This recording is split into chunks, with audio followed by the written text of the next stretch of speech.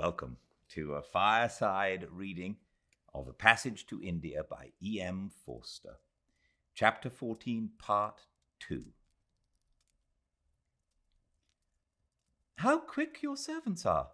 Miss Quested exclaimed, for a cloth had already been laid with a vase of artificial flowers in its centre, and Mahmud Ali's butler offered them poached eggs and tea for the second time.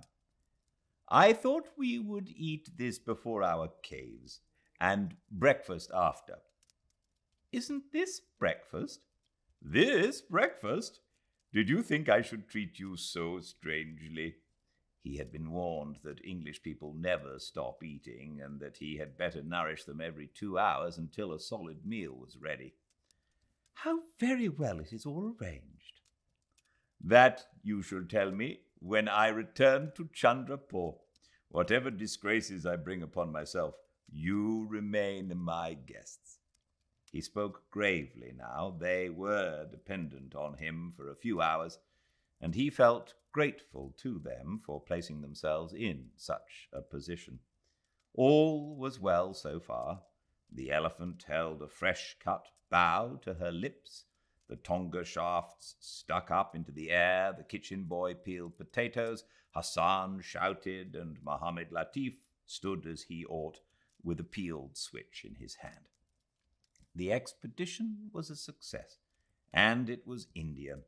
An obscure young man had been allowed to show courtesy to visitors from another country, which is what all Indians long to do, even cynics like Mahmud Ali. But they never have the chance. Hospitality had been achieved. They were his guests.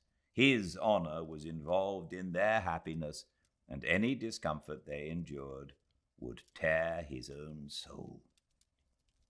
Like most Orientals, Aziz overrated hospitality, mistaking it for intimacy, and not seeing that it is tainted with the sense of possession.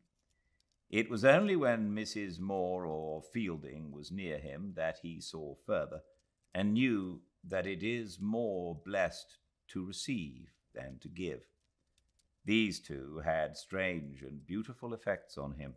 They were his friends, his forever, and he theirs forever. He loved them so much that giving and receiving became one. He loved them even better than the Hamidullahs, because he had surmounted obstacles to meet them, and this stimulates a generous mind. Their images remained somewhere in his soul up to his dying day, permanent additions. He looked at her now, as she sat on a deck chair, sipping her tea, and had for a moment a joy that held the seeds of its own decay, for it would lead him to think, "Oh, what more can I do for her?" And so back to the dull round of hospitality. The black bullets of his eyes filled with soft, expressive light, and he said, "Do you remember our mosque, Mrs. Moore?" I do, she said, suddenly vital and young.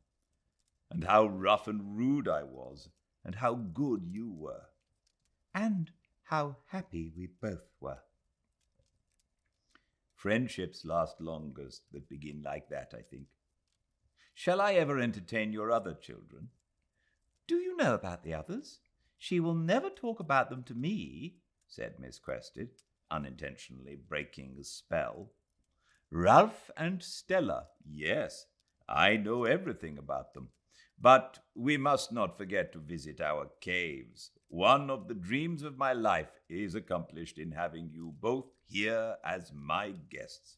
You cannot imagine how you have honored me. I feel like the Emperor Babur."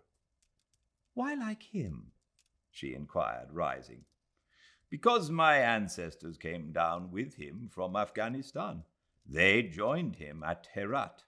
He also had often no more elephants than one, none sometimes, but he never ceased showing hospitality. When he fought or hunted or ran away, he would always stop for a time among hills, just like us.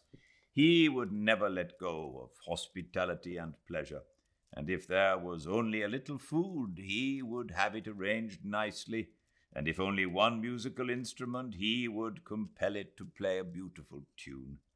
I take him as my ideal. He is the poor gentleman, and he became a great king.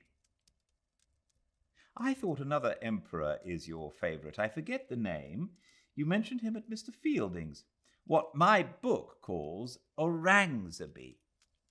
Alamgir, oh yes, he was of course the most pious.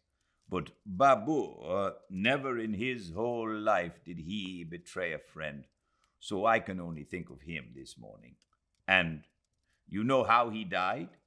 He laid down his life for his son, a death far more difficult than battle.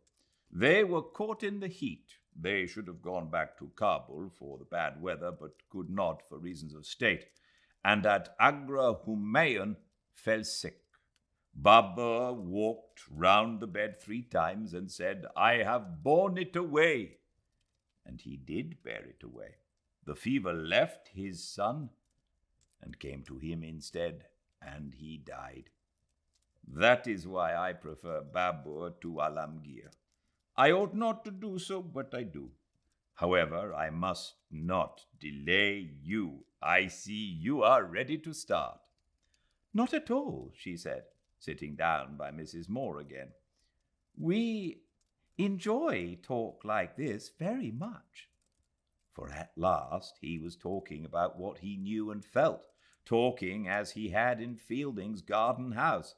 He was again the Oriental guide whom they appreciated.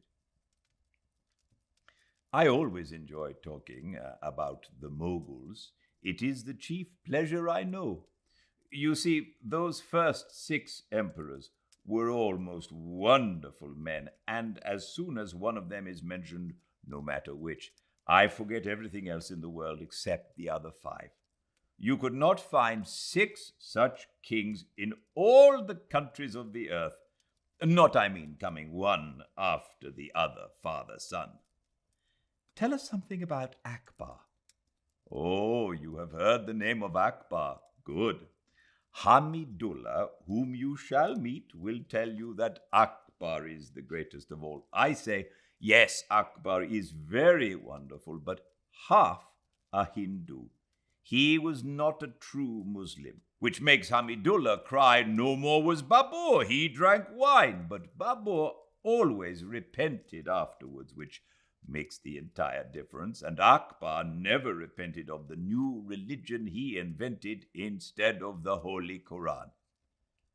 But wasn't Akbar's new religion very fine? It was to embrace the whole of India. Miss Quested, fine, but foolish.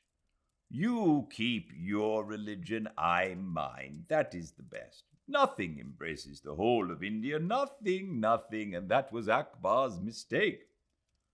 Oh, do you feel that, Dr. Aziz? She said thoughtfully. I hope you're not right. There will have to be something universal in this country. I don't say religion, for I'm not religious, but something, or how else are barriers to be broken down? She was only recommending the universal brotherhood he sometimes dreamed of, but as soon as it was put into prose, it became untrue. Take my own case, she continued. It was, indeed, her own case that had animated her. I don't know whether you happen to have heard, but I'm going to marry Mr. Heaslop. On which my heartiest congratulations. Mrs. Moore, may I put our difficulty to Dr. Aziz?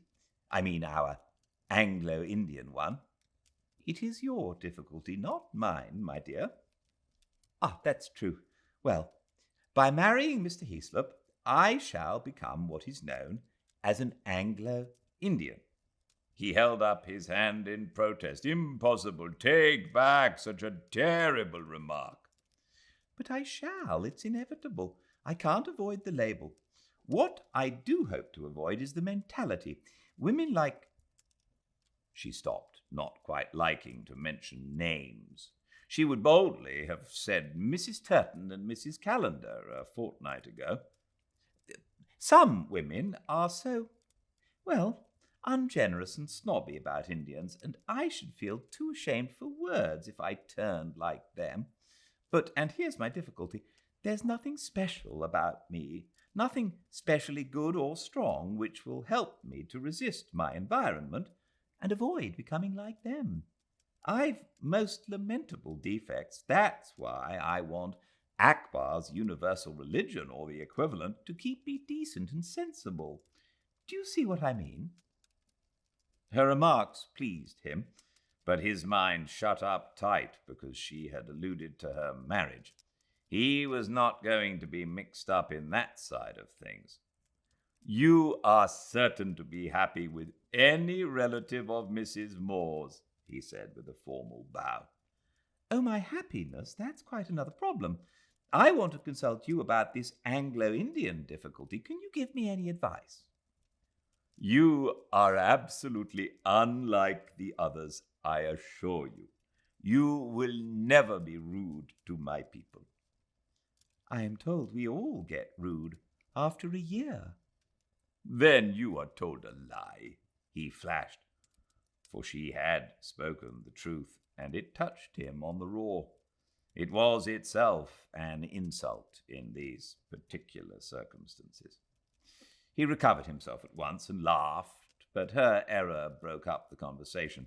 Their civilization, it had almost been, which scattered like the petals of a desert flower and left them in the middle of the hills. Come along, he said, holding out a hand to each. They got up a little reluctantly and addressed themselves to sightseeing. The first cave was tolerably convenient. They skirted the puddle of water and then climbed up over some unattractive stones, the sun crashing on their backs. Bending their heads, they disappeared one by one into the interior of the hills. The small black hole gaped where their varied forms and colors had momentarily functioned.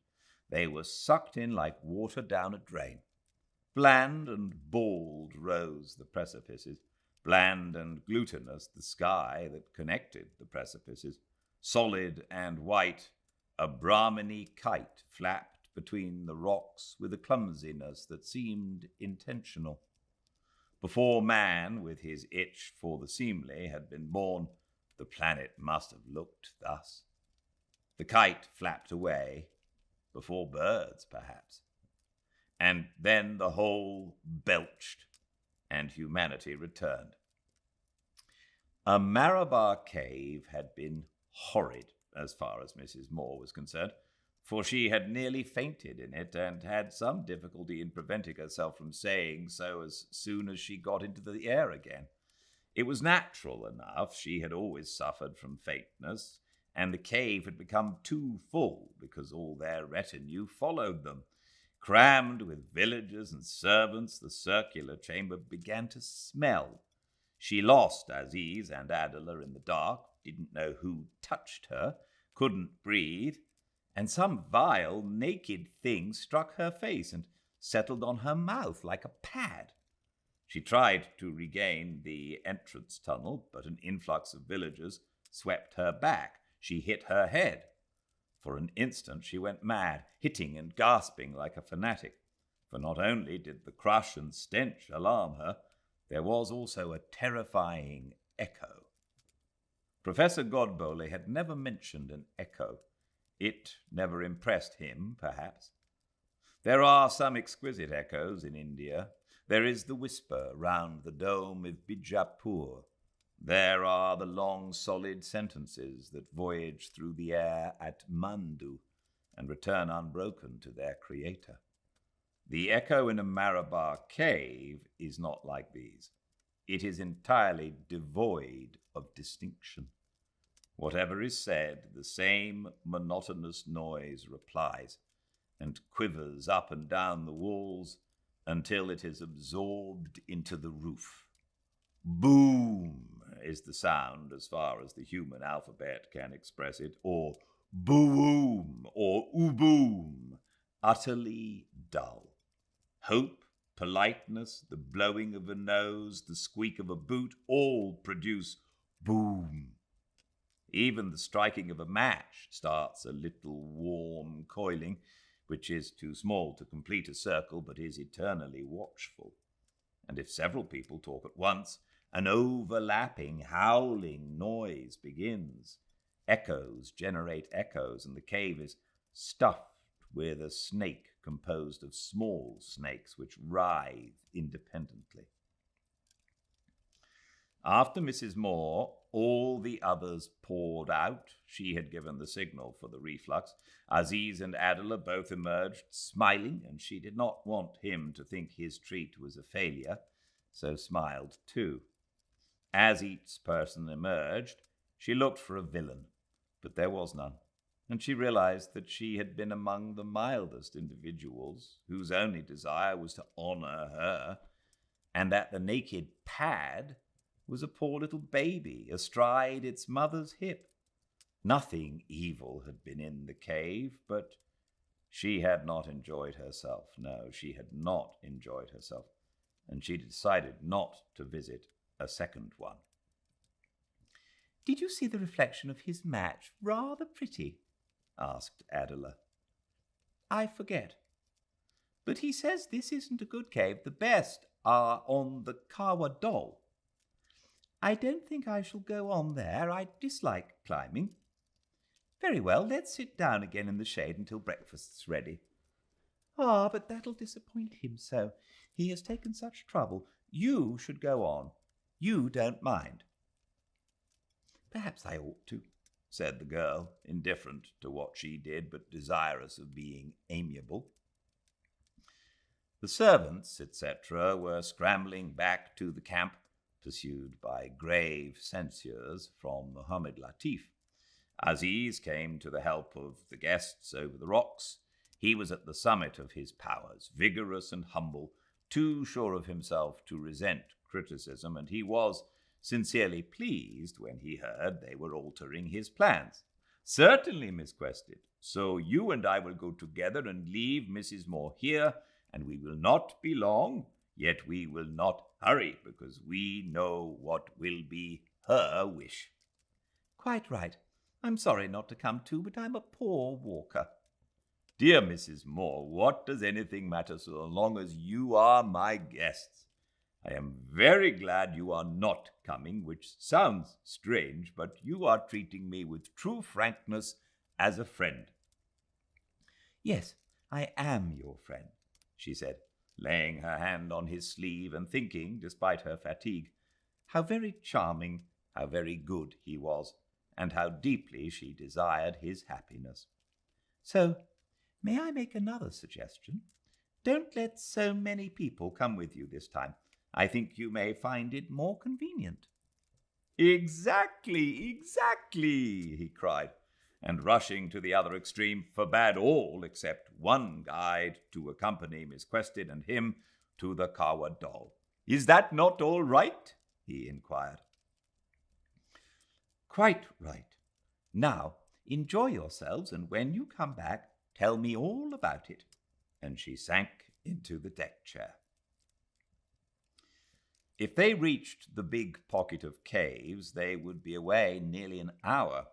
She took out her writing pad and began, "Dear Stella, dear Ralph," then stopped and looked at the queer valley and their feeble invasion of it.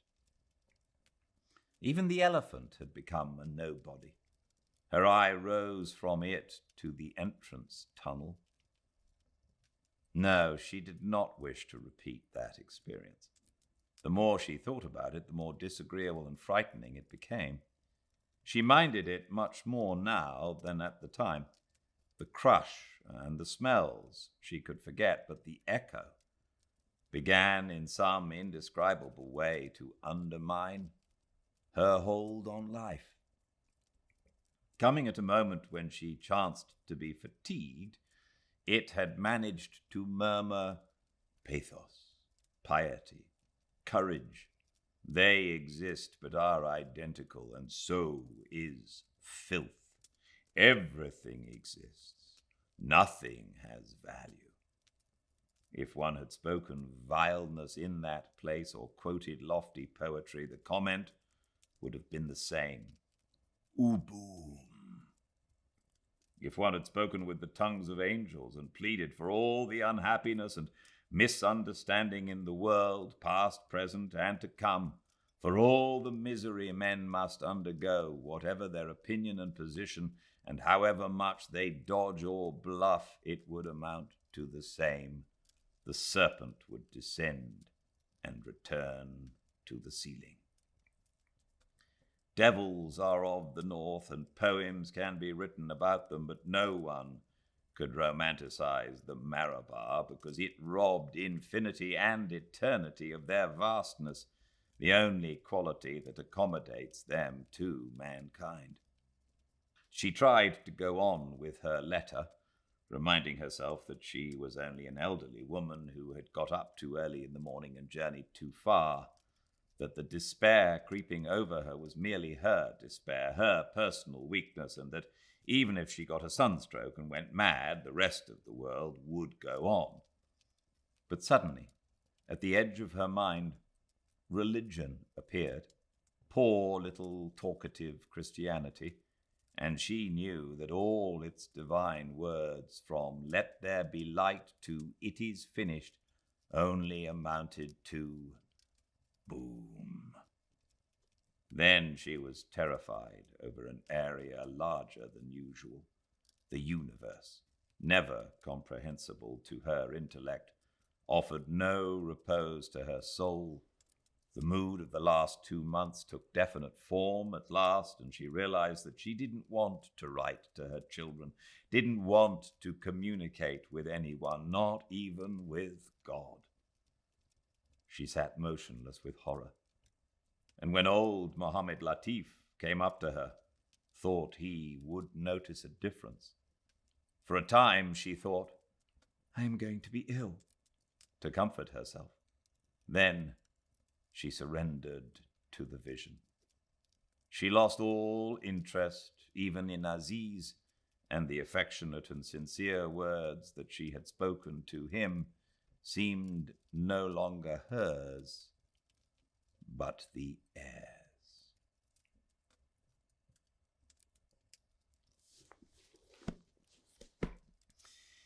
Thank you all for joining me. More on the day after tomorrow, Tuesday. I will see you all at 5 Pacific at Fireside Reading on Instagram live.